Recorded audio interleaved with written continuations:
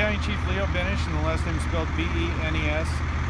We were dispatched here shortly after 2 o'clock this morning for the report of a possible structure fire. Dispatch informed me that passerbys had called the fire in.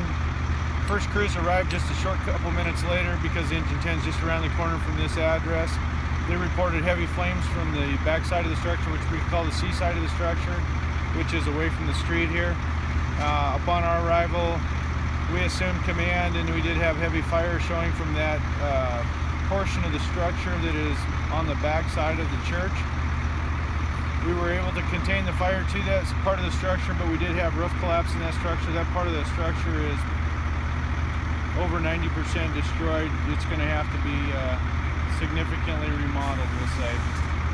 At this time, I have the investigator on scene to investigate the cause and origin of the fire. I don't have a cost estimate for you at this time. It's pretty well, the backside has a lot of structural damage. It's going to have a lot of water damage also. We had put large diameter hose lines in play to try and fight the fire. Fortunate thing was the building was separated by a fire door that did its job, held the fire at bay till we could get water on the fire, and we were able to make that a line of demarcation between the two separate areas of the structure, so we were able to hold the fire in that structure. This part of the, you see behind me, the cell-shaped part, has some light smoke damage to it, but there's no fire damage to it. As I said, we were able to stop it at that line in the sand. Sorry if you already said this, so the interior, there's a lot of damage on the inside besides the roof as well, water damage. Yes. That part of the structure actually has a basement to it that you can see out on the south side. It's 2 stories at the south side walk out, and there's some pretty significant damage on the first floor. The basement itself is pretty well intact. Does have a lot of water damage to it due to our firefight operations, but it's still there'll still be material down there that we salvaged. You guys use 2 trucks then on each side to kind of fight over the roof? We actually set up our aerial operations just so we could hold it in check, so we didn't hopefully get any more damage commuting out into the neighborhood.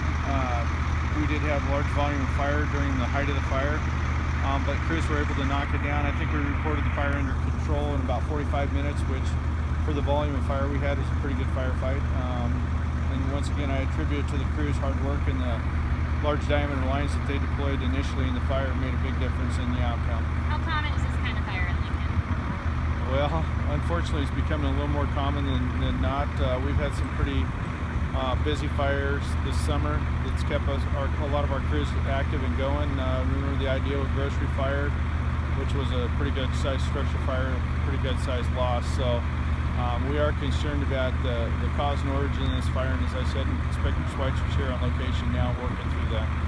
Everybody stayed safe fighting fire. We did a primary search of the entire structure. We didn't find anybody inside, no civilians. We've had no reports of anybody having any injuries at the time of the fire. We'll obviously check with the hospitals, make sure somebody didn't show up at the hospital with burn injuries that would indicate maybe they were here before we were. And at this time, I've had no reports of any firefighters injured from the firefight, which is always a good thing when you have a fire of this volume and this nature. It's pretty severe. 3-alarm fire, is that right? Was it 3-alarm? Yes, we did go to 3 alarms and bring in additional crews for water supply and staffings to move the large diameter hose. You know the Pet Care Center, they just had a fire like, what was it, 2 weeks ago?